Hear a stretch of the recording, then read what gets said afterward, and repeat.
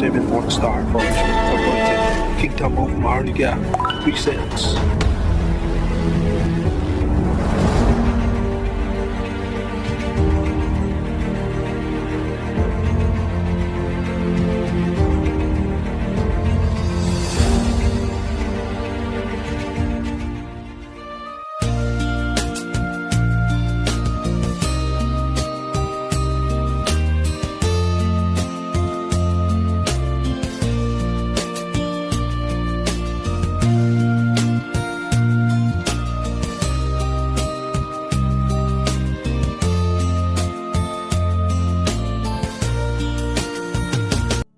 In our kingdom, or in our 777 Morning Star Foundation, led by our Agila Mandaragit, meron na po tayong tatlong agila, and they will deliver their speeches with us.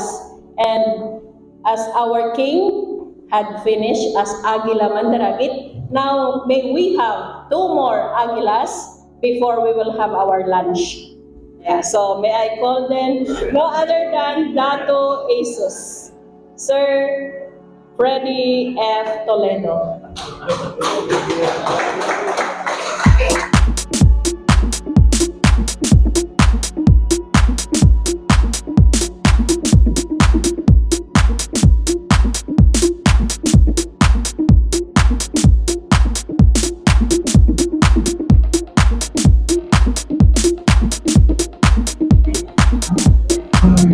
Good morning, fellow Maharlikans. It's an honor to welcome you all with our warm open arms. We truly love and appreciate your presence for joining us today in this remarkable event to this kingdom of Maharlika. I am a little bit emotional because for 3 years, this is the first time I see a huge crowd on this kingdom of Maharlika. Does this mean that we know how to live and love each other as brothers and sisters? I hope so. On behalf of our chairman, King General's Administrator, His Royal Highness, the missing link, the anointed one, no other than our chairman, Rodolfo Montenegro Palpalato.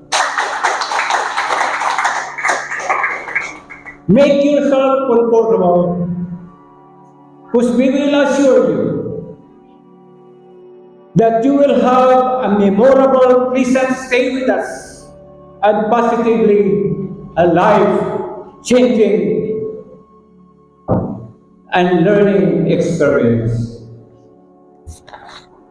So today, I would like to share with you the vision of the new royal house of Maharlika as a divine government. My fellow God-fearing, believing Maharlikans, my countrymen, good morning.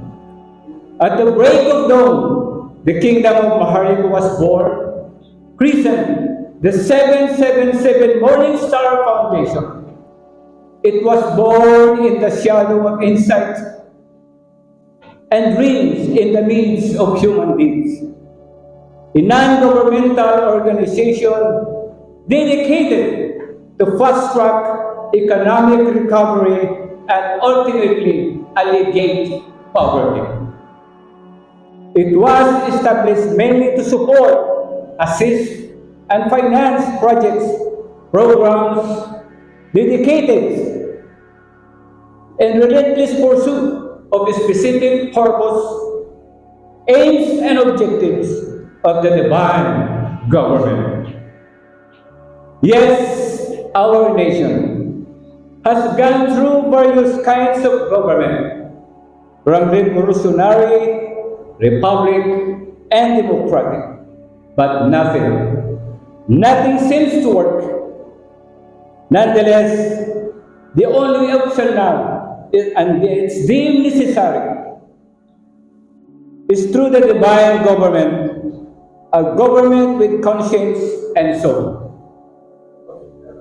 During the past government, we had been plagued with sorts of unfathomable, undesirable system, which causes graft and corruption and injustice.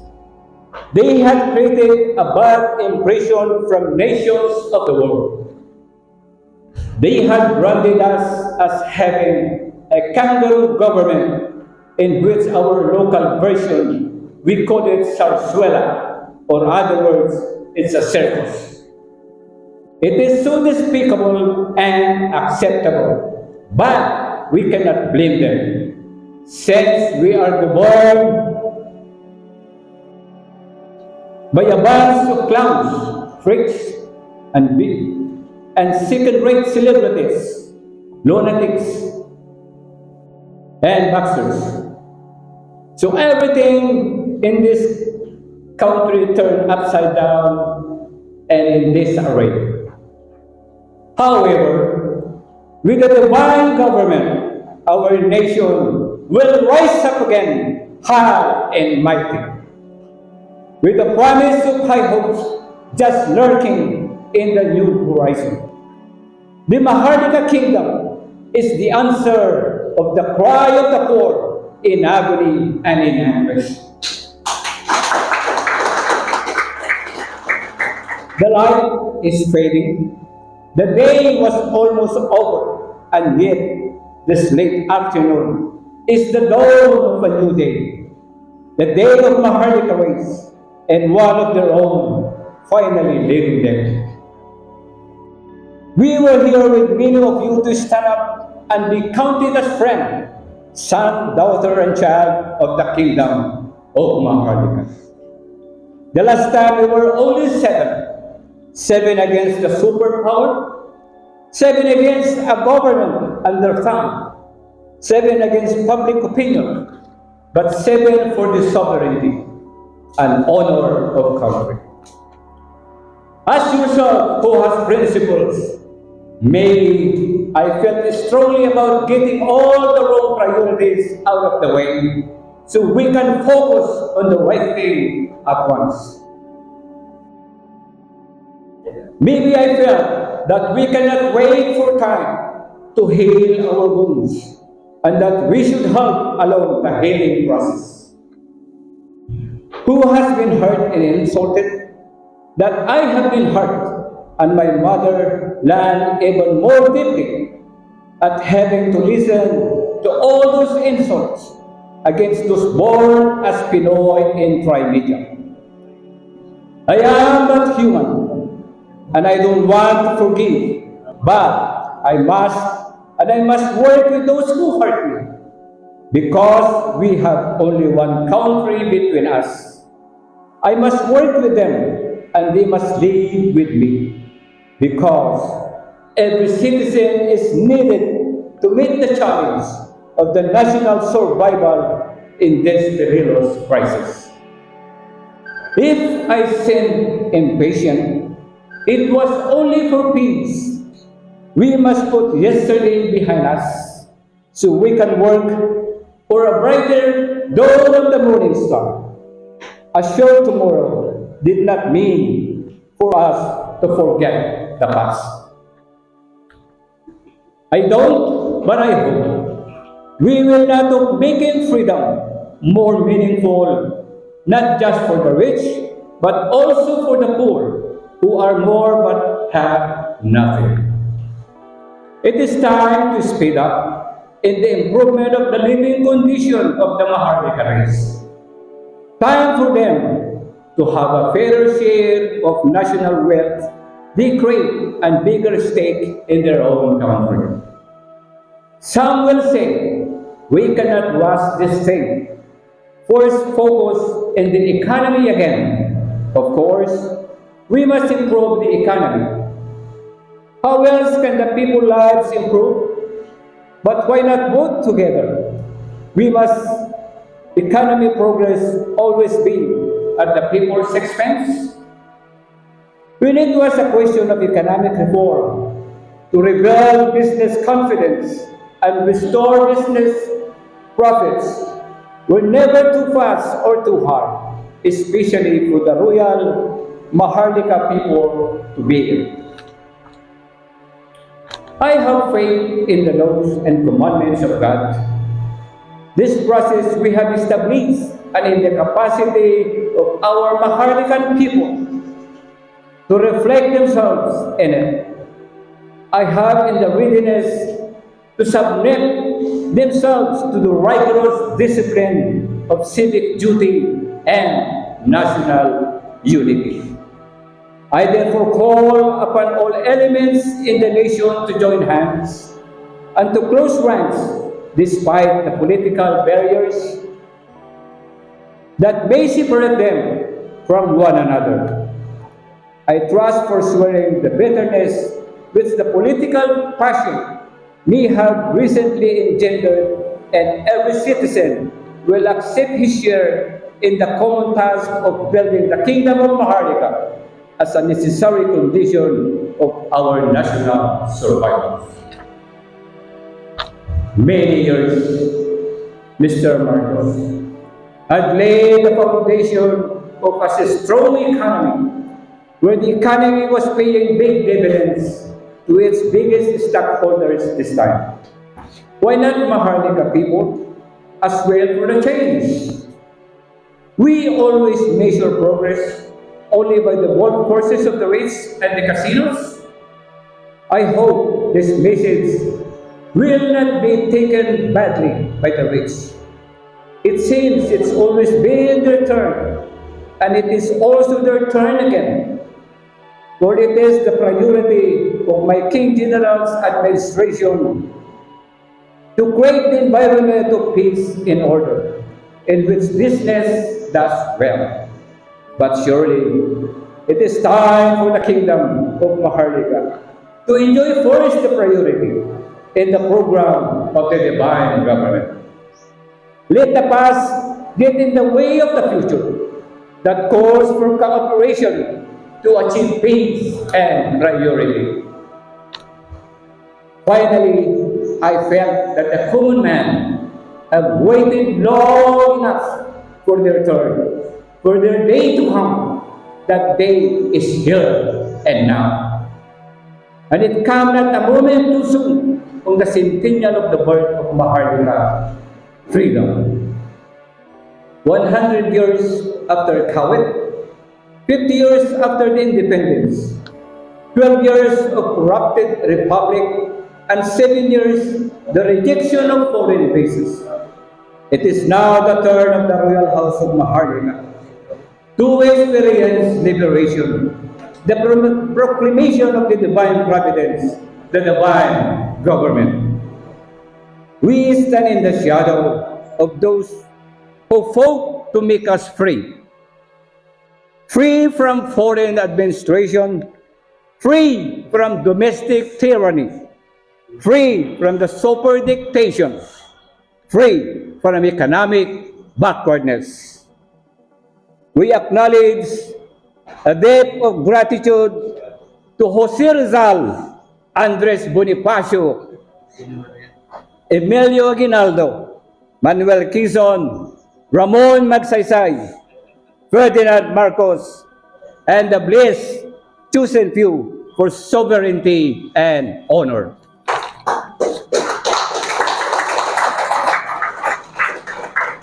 These are the men and women who give birth to the idea of Maharlika freedom, who struggle in war to give its recognition and work in peace to make it come true. Mr. Ferdinand Marcos showed how power should respect the people's freedom from the new society. We bought freedom back after it was taken away, and only Mr. Marcos, with the entire spectrum of the leadership, could have done this. I have no ambition to see that the earth is fulfilled in the interests of our people. Our kingdom, for which our heroes in our martyrs who gave the richest blood deserved, the best that we are, who as its servants today can give a long-lived constructive performance and accomplishment. Victory is ours.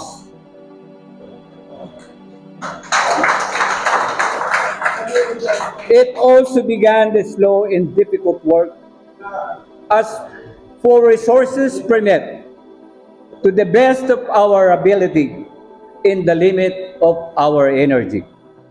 We will put a roof over their heads, foods in their tables, and clothes in their backs. We will educate their children and foster their health.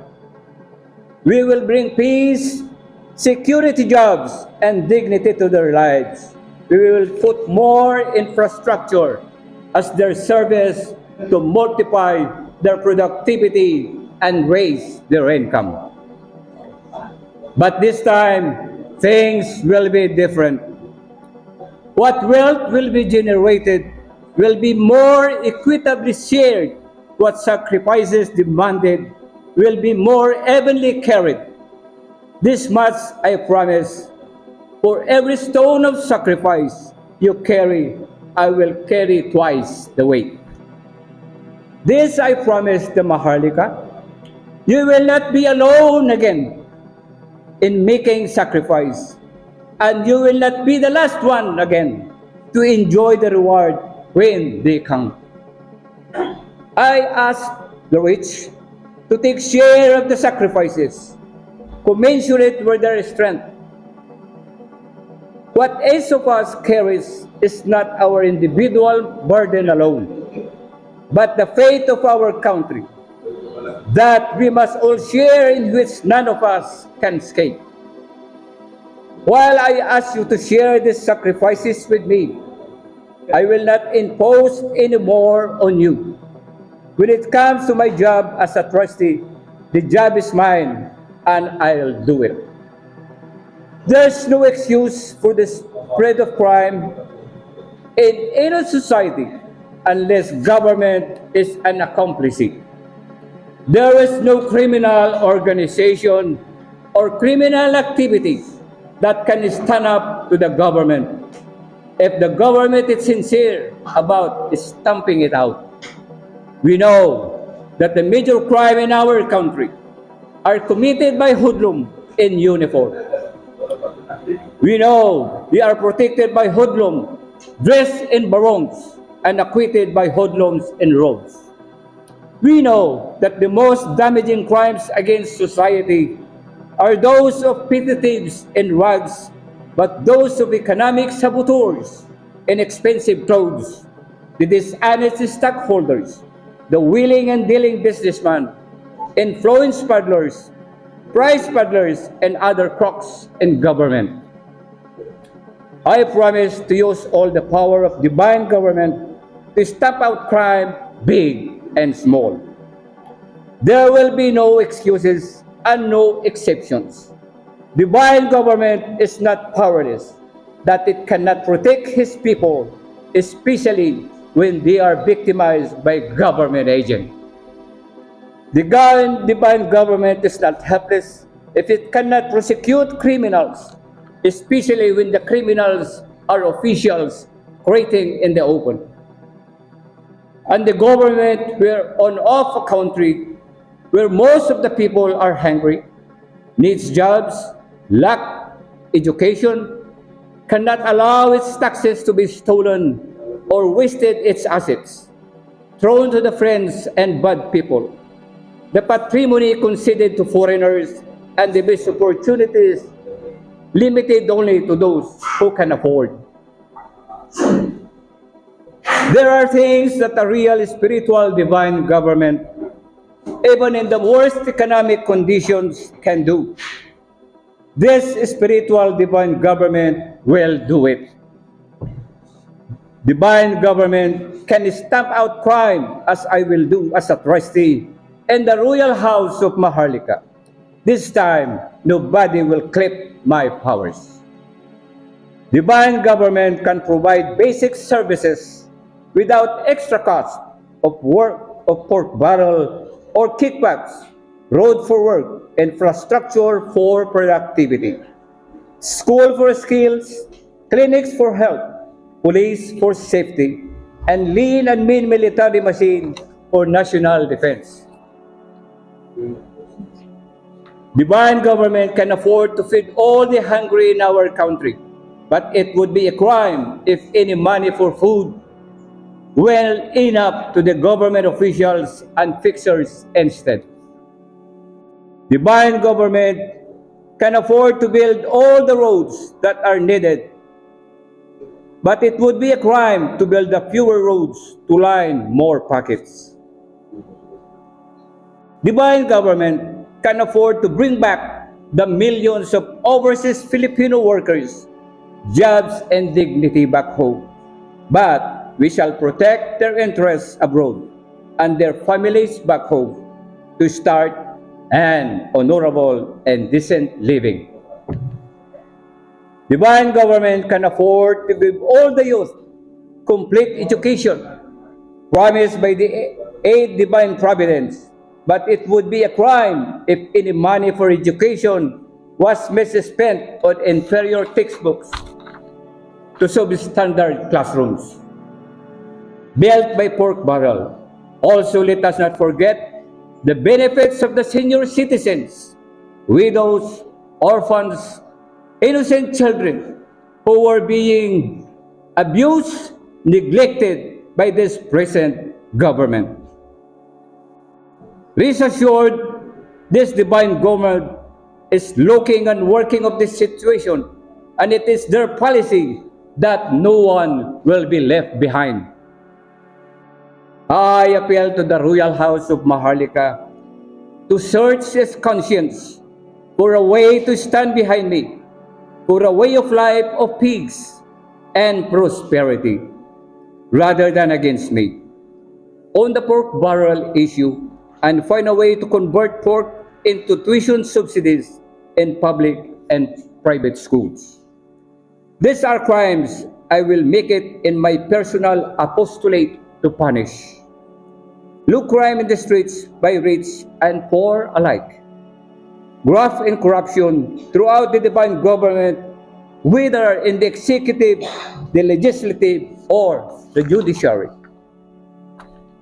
The early members of my Royal House of Maharlika family are swamped with offers of funny deals, which means deals under the table.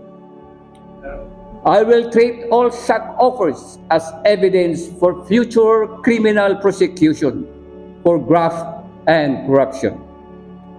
I warn these people going after criminals. I will just be a job for me, but if you drag in my family, it will be a personal. So don't try to mess around with my family and drag them. What I promise, not big. What I envision is ordinary. My promises are made to be fulfilled in a working day. They are hopes on the ordinary Maharlikans, like myself, in circumstances less than the deal with the economic recession, but they are long overdue. I want to bring peace to our lives and harmony to our royal house of Kingdom of Maharlika. I want to bring order to our streets and justice to our institution. I want to impart energy to our economic and more equity in the distribution of the fruits. I want every Maharlika, rich or poor, to feel that the safest places in the world for him is his own country. I hope to bring all Maharlikans together so as to achieve that power of common purpose that will enable us to escape the crisis of our region and achieve our dreams in reality. Freedom, freedom is the greatest and the best position of man as long as within the bounds and principles of God's commandments and laws. Freedom from oppression, yes, but freedom from fear and want also. Freedom of opportunity, and of course, freedom for its own sake, which is the heart and soul of a Maharlikan.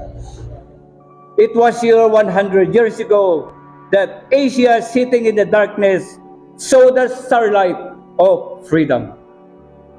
For the interest of Kingdom of Maharlika, the Almighty has given me to understand, then shall be my one guide. My countrymen, you are with me because you want me to serve the kingdom of God. Well, help me always to do so. Give me your light when my way is dark. Give me strength when you see me weakened. Give me courage always to do the right thing. Help me build for our people in the new reputation of honesty and fair dealing. Help me establish a new integrity in our thinking, in our words, in our deeds. Let us be men of the best of our breed. Let us be true to ourselves so that we cannot be false to any man or to any people. Then we can know the right things. And as your servant, I can do the right for all the world to judge. I have taken the oath of office with the courage and confidence because I know that wellspring of our spiritual strength, our history, is the history of a growing and expanding nation.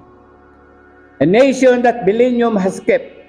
Maharlika shall be heard, and the application of these measures shall be relaxed where stability, efficiency, and the common good so demand.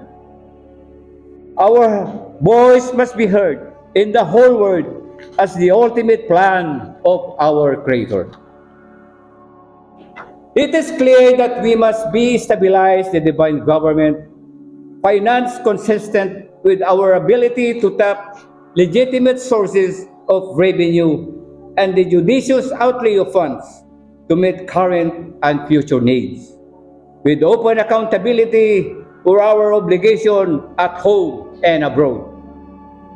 Our royal Maharlika people should not expect me to do anything but what is right. And I expect everyone to support me to the limit in this resolve. I should give constant battle to the graft and corruption, and not tolerate irregularities of any sort under whatever name. Buying one's way to any political preference, economic advantage, and social distinction will not be allowed.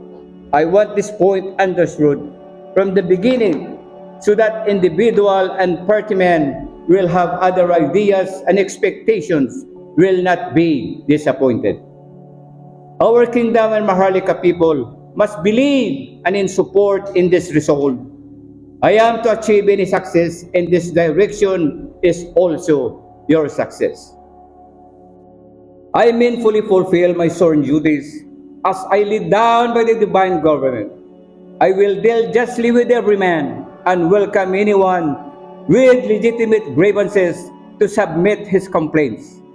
If his right all trampled upon, I am not committed to protect the right of certain groups against those of others, nor to serve special interests of anybody's right and justice and the supreme. As proud and confident as I can be, I will claim that the Maharlika kingdom and its divine government are the greatest of all, and it will be the richest nation of this planet Earth.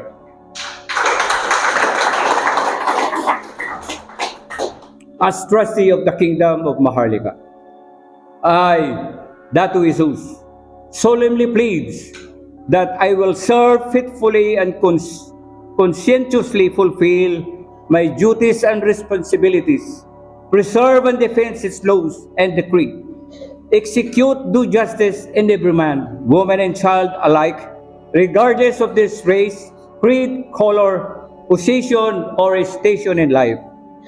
I consecrate myself to the service of Maharlika. So help me God. My thanks, your humble servant, Datu Jesus.